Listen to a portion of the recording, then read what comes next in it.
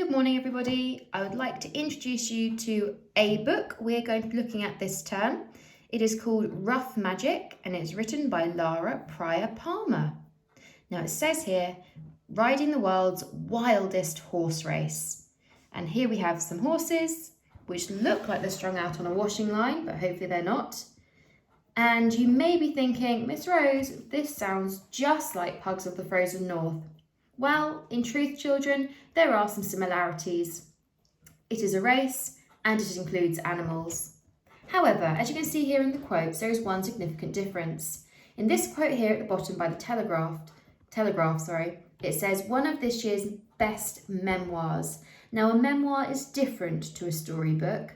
Pugs of the Frozen North was a story. It was made up using imagination. A memoir is almost like a diary because it's a record of somebody's life or an adventure somebody has had.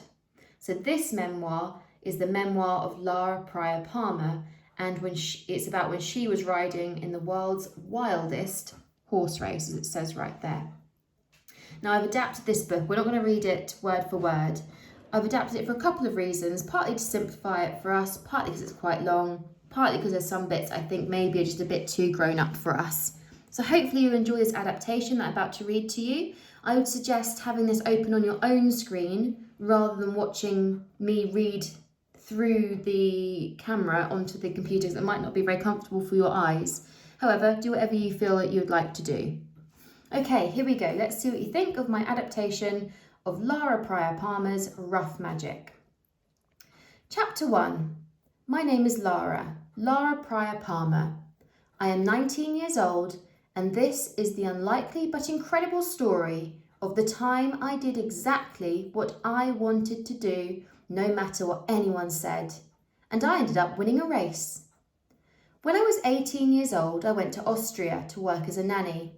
I loved the children, but the mum would shout at me very loudly if I didn't do exactly what she wanted at the exact moment she wanted it done. She fired me in the end. I came home, back to London. This is where I have lived my whole life, in the capital of England. Smoky, busy, dirty, loud, lively, noisy, industrial London. Next month was June. This meant a whole year had gone by since I had been released from school. I couldn't wait to leave school. I was about ready to leave when I was 14. I thought, what else do I need to learn? I was ready to go. My plan was either to become a mum or be a burglar. I hadn't decided for sure. Becoming an adult seemed incredibly dull. Why would I want to go to work in an office and have a boss? Why would I want to sit in traffic jams and worry about being late? I decided to apply to work on an organic farm in Wales. But sadly, I didn't get the job. What was I going to do? It was a warm day in the city. For the millionth time, I opened my laptop and began searching around on Google for ideas. Work or jobs that I would actually enjoy. After looking on loads of internet pages, I stumbled across a page about a horse race.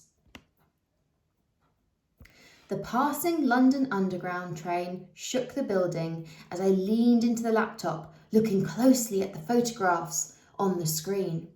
Long-maned ponies streaming over green steppes, space poured wide and free in Mongolia.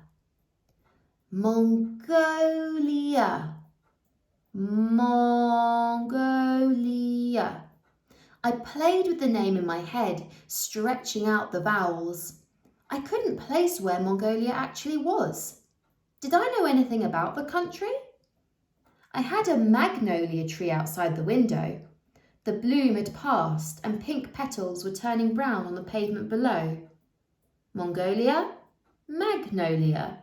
Mongolia, magnolia. I had spotted the Mongol Derby online many years before, but the entry fee was exorbitant. £4,500 at the time.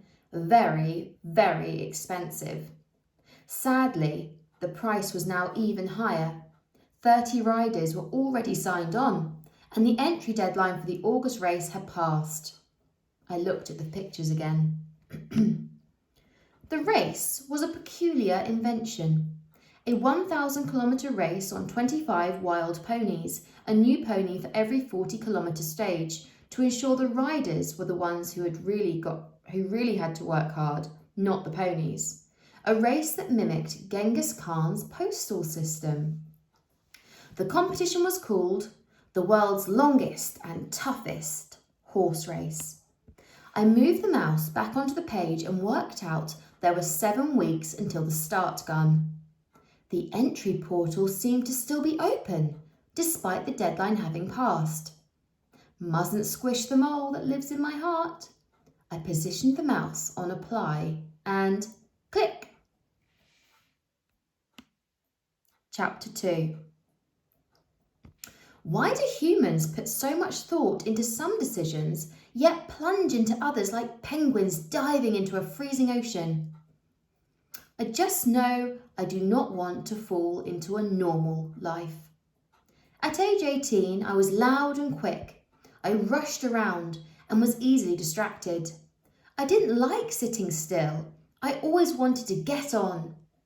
I wondered about the world, imagining what it would be like if this was different or that was different. I walked barefoot through London, wearing my pyjamas to school.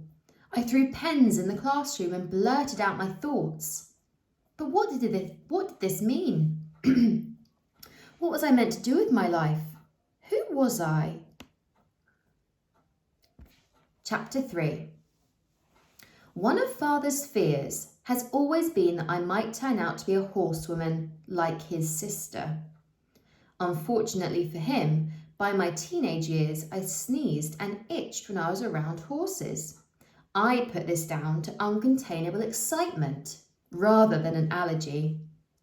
Yet I could never really get too excited about horses or having my own horse because I lived in London, a big city.